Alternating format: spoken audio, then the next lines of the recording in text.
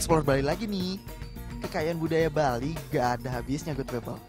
Kali ini saya bakal bawa kalian beraktivitas dengan berbagai kegiatan seru yang bisa dilakukan di Pulau Dewata.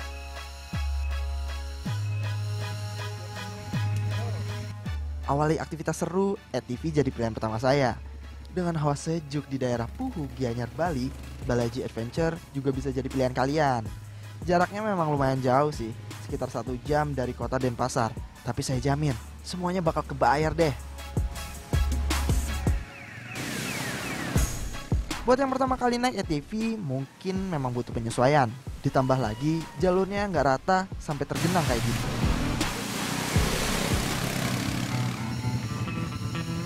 Meski Bali identik sama pantai, daerah di sini masih sejuk karena masih dikelilingi hutan dan persawahan. Apalagi pas musim hujan, tempat ini pas banget buat kalian yang ingin beraktivitas di luar tapi nggak terlalu panas.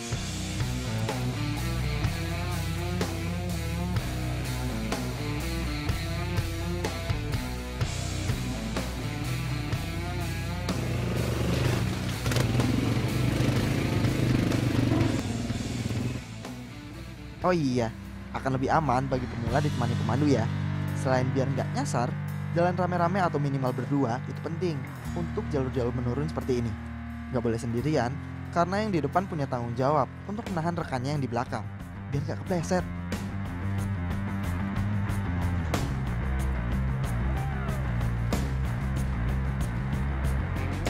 Makin dalam, jalur yang dilewati pun makin seru, tapi salah-salah ambil jalan, bisa-bisa jeblos ke dalam lumpur.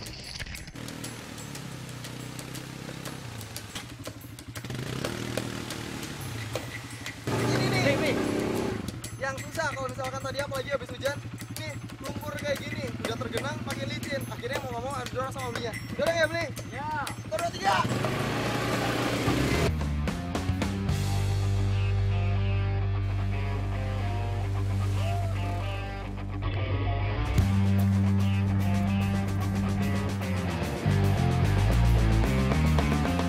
Buat kalian yang emang cuma mau santai-santai, banyak kok jalur lurus yang sesekali melewati pemukiman warga. Tapi buat yang mau jajal trip ngedrift, ada juga nih spotnya.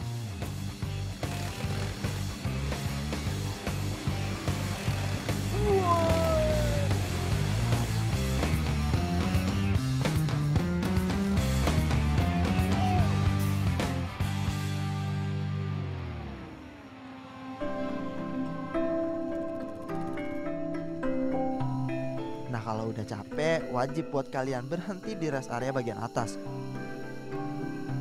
Sejauh mata memandang, bukit-bukit berjajar rapi memanjakan mata. Punya jarak trek sepanjang 2 jam kalau kita tempuh semuanya. Di sini juga ada rest area, jadi bisa istirahat dulu sembari dihidangkan pemandangan khas Ubud, yaitu pesawahan. Habis itu kita lanjut lagi, harus istirahat.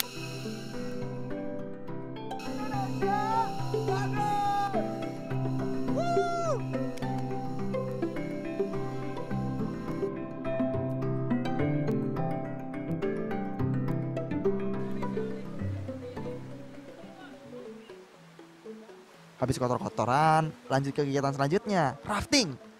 Gak jauh dari lokasi ATV, ada aliran sungai nih di daerah Gianyar, yang biasa jadi jalur rafting bagi wisatawan. Seru-seruan saya kali ini gak sendiri. Bareng sama teman-teman dari Geraha Adventure, saya siap-siap dulu buat mengarungi derasnya aliran sungai.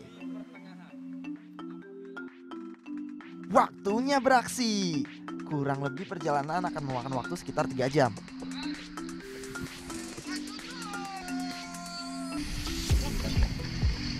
Tingkat arus di sini juga bermacam-macam. Ada yang kecil, sedang, sampai yang besar. Tapi pastinya tetap aman, karena ada leader di tiap perahu yang siap memberi instruksi. Setelah ini di depan kita akan ada jeram selanjutnya ya.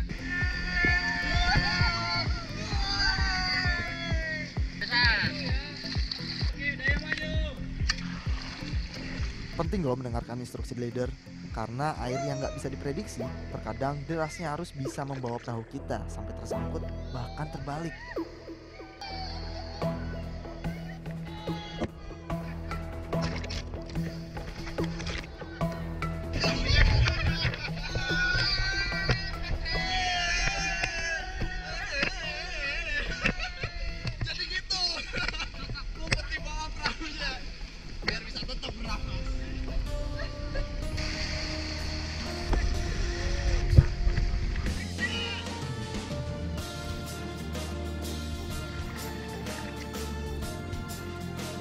Meski penuh rintangan, di perjalanan kalian juga bakal ketemu nih sama wisatawan seperjuangan lain dari berbagai negara. Ini karena ada spot keren lainnya yang memang jadi tujuan para turis.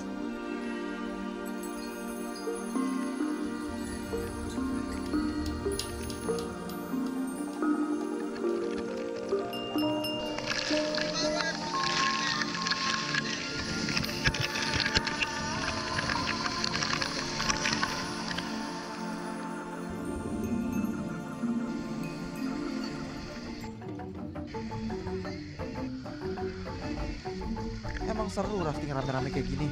Capek pun jadi gak kerasa. Apalagi ditambah indah serta uniknya pemandangan yang disuguhkan selama perjalanan.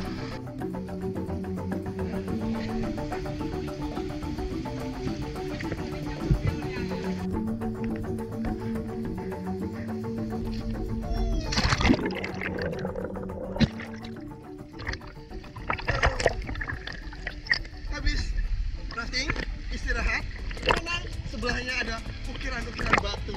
Khas Bali banget.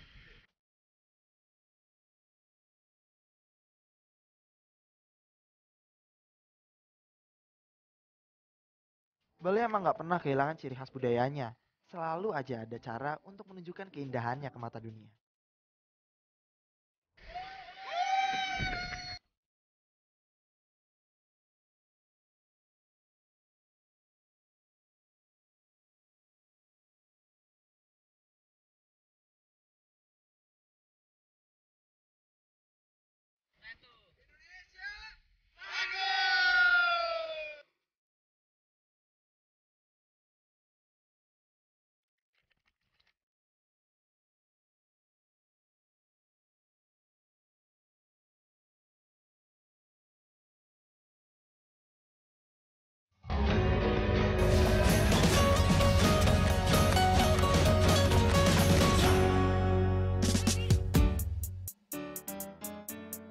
Check it out.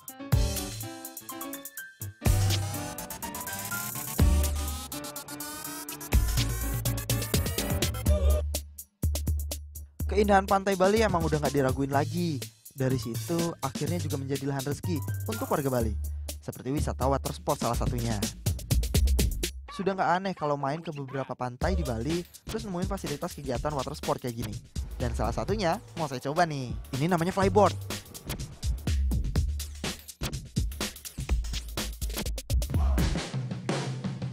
Cara mainnya kita akan dipasangkan jet yang bertenaga air sebagai pendorong utama, di mana tekanan air yang keluar dikendalikan dari sebuah jet ski. Mungkin beberapa dari kalian juga udah nggak asing kan sama kegiatan ini.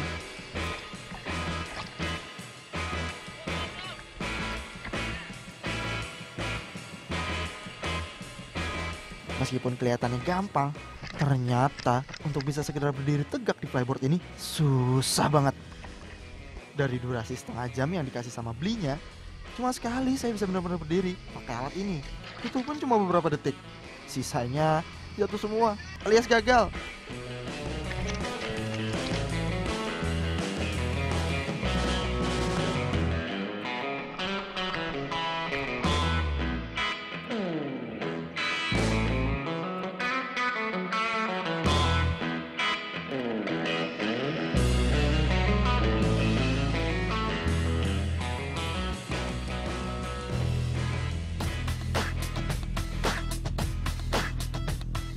Selesai berjuang main flyboard, saya mau santai-santai dulu seharian di atas kapal pesiar. Quicksilver namanya. Perjalanan saya dimulai dari Pelabuhan Benoa. Ini dia kapalnya. Kapal Quicksilver ini buatan dalam negeri loh. Total ada 3 lantai di kapal ini, di mana di bagian atasnya terbuka. Jadi cocok untuk kalian yang mau sekalian menikmati semilir angin laut selama perjalanan.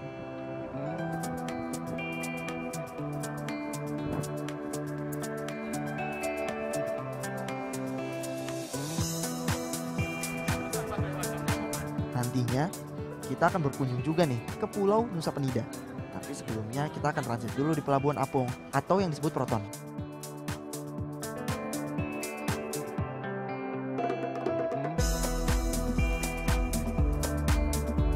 Banyak banget aktivitas yang bisa kalian lakukan di sini.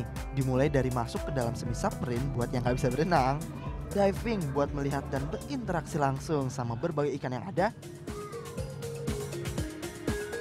sampai berbagai macam water sport kayak yang saya naikin ini.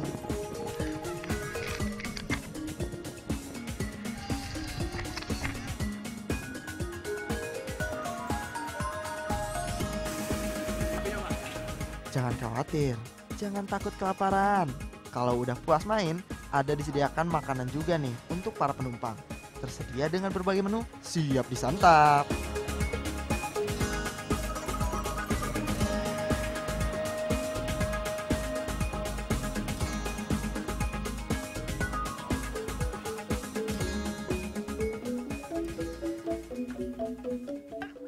Sebelum pulang, wisata pesiar di sini juga akan membawa kita berkunjung sebentar ke Nusa Penida.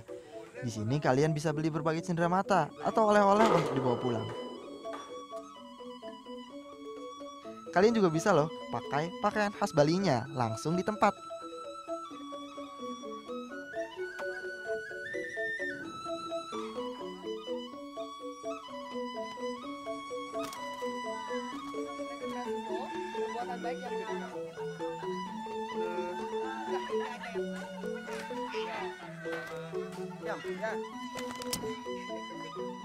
Kalau di Bali sendiri, adu ayam ini udah jadi tradisi. Yang dulunya ini memang ketika diadukan, di kakinya dikasih pisau kecil atau silet. Tapi kalau sekarang udah aman, jadi memang lebih jadi pertunjukan kali ya. Habis itu nggak terlalu lama, langsung disimpan lagi. Tetap dirawat kok, jadi nggak melanggar apa.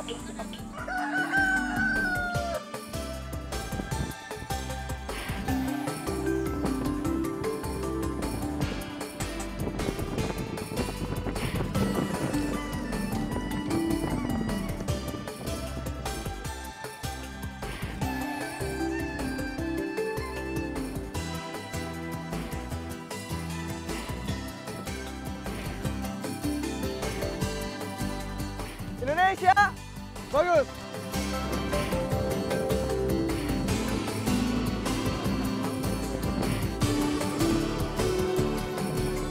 Adenan tua mati.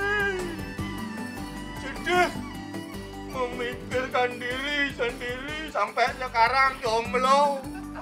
Semua teman-teman sudah punya istri.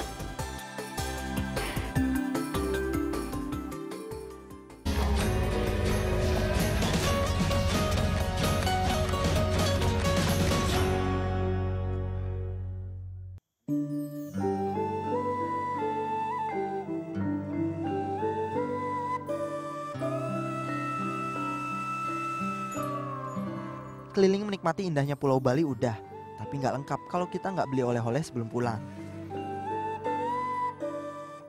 Kayak akan kerajinan khas serta wisata belanjanya, kayaknya kerajinan Silver Pass nih jadi tujuan saya. Kerajinan perak udah jadi salah satu oleh-oleh pilihan sehabis liburan dari Bali. Laki-laki maupun perempuan cocok pakai aksesoris yang satu ini. Dijadikan cincin, gelang, maupun kalung, semua bisa, tergantung keinginan kita.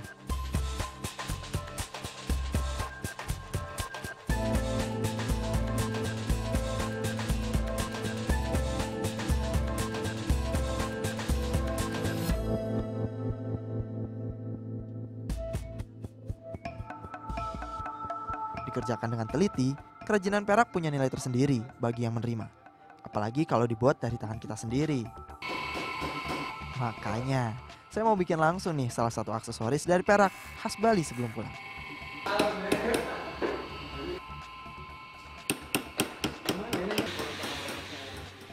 Udah janjian sama beli Dedi, saya mau diajak langsung buat bikin kerajinan perak dari awal sampai akhir.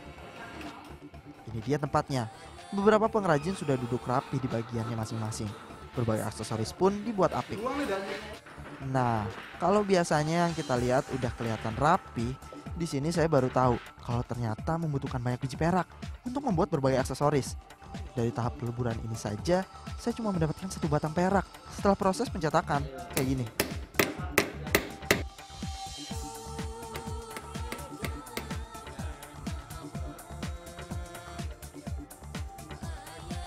Kalau dari bahan yang tadi udah jadi tuh beli, itu bisa dibikin apa tuh beli kalau segitu? Oh, kalau segitu cuman bisa cincin lah. Cincin ya? Cincin yang polos gitu. Polos. Ha. Oke, kita lanjut aja dulu. Oke, let's go. Wajar aja kalau akhirnya beberapa aksesoris punya nilai jual mahal. Selain usaha dari para pengrajinnya, bahan yang bisa dibilang gak sedikit ini juga jadi faktor lainnya. Nah, setelah sudah jadi seperti tadi, tinggal dipipihkan dan dibagi sesuai aksesoris apa yang mau kita buat. Yang paling simpel sih bikin cincin.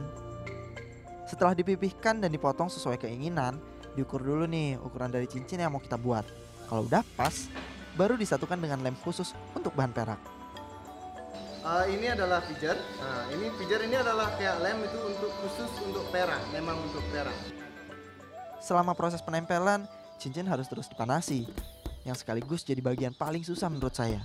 Karena selain ukurannya yang kecil, koordinasi tangan juga kaki yang terus memompa tekanan api jadi kunci kualitas cincin nantinya. Karena kalau terlalu panas, bisa-bisa bukannya kuat, tapi si cincin justru akan hancur. Kalau udah menyatu, tinggal diperhalus. Ini memakan 2 kali proses. Dimulai dari menghaluskan pinggiran cincin dan yang terakhir bagian luar cincin agar lebih mengkilap.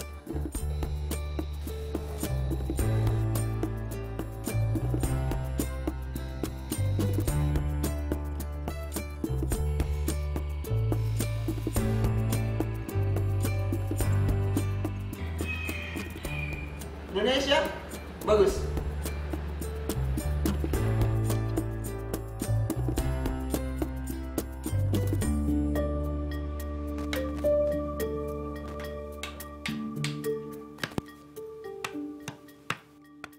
Kurang kalau bawa satu jenis oleh-oleh. Saya ajak kalian ke kerajinan khas Bali lainnya, topeng orang. Selain jadi salah satu kesenian yang khas, topeng orang juga bisa jadi cenderamata wisatawan. Ada di Bangli nama daerahnya.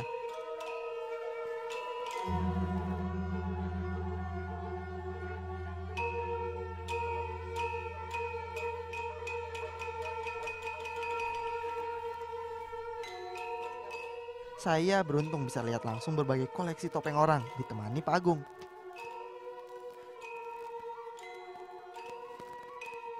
Dimulai dari prosesnya sampai ketika kesenian ini dipertunjukkan. Hampir sama dengan proses pembuatan barong, untuk membuat topeng orang juga ada ritualnya. Dari memilih hari, bahan, sampai akhirnya mulai membuat topeng. Tapi bisa dibilang topeng orang ini lebih banyak jenisnya. Salah satunya yang lagi saya cat ini, topeng dalam namanya.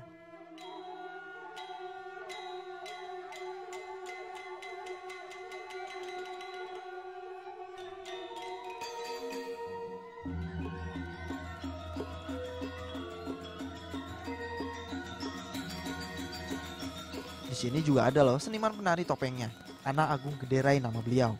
Sudah lama menjadi penari, beliau biasa menampilkan kesenian topeng secara pajak atau borongan, di mana beliau memainkan semua karakter yang ada sendirian. Hebat ya, di umurnya yang sudah tidak muda, ia masih bisa menari seperti sekarang. Kalau tadi kita cuma sempat lihat beberapa topeng, di sini puluhan topeng punya cerita sendiri yang siap dibagi sama saya. Ini Belia namanya. Dia yang cerita banyak sama saya soal sejarah yang ada di balik kesenian topeng Bali. Dia ini juga seniman topeng loh. Sudah semua karakter yang ada di meja ini hatam dia mainkan.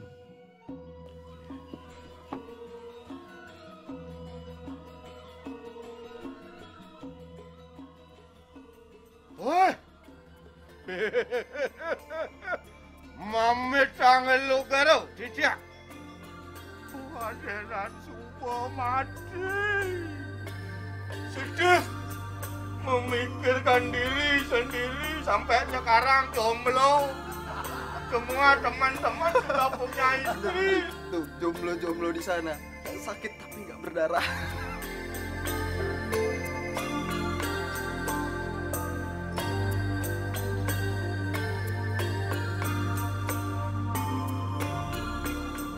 Gak mau cuma jadi penonton, saya juga diajarin untuk sehari jadi penari topeng. Meskipun gerakannya simple, tapi untuk bisa menghayati satu karakter ternyata gak bisa instan. Salut deh sama beli-beli ini. Selain bangga bisa mencoba dan merasakan satu dari berjuta budaya khas Indonesia, buat saya makin menghargai mereka yang ada di belakang lestarinya kebudayaan kita. Konsisten dengan tradisi yang ada meski didera perkembangan zaman.